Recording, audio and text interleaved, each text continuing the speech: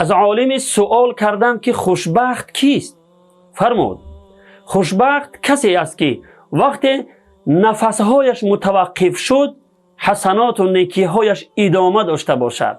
یعنی وقتی میمیرد نیکیهایش زنده است و بعد از مرگ هم برایش اجر و ثواب میرسد. عموما بعد از مرگ نامه اعمال بسته می شود و هیچ نیکی و بدی در آن نوشته نمی شود. اما نیکی هایی که بعد از مرگ باقی هستند اجر و ثواب آن بعد از مرگ هم به انسان می رسد و نامه اعمال او را سفید می کند. این چه خوشبختی است که بعد از مرگ هم در نامه اعمال نیکی و ثواب نوشته شود.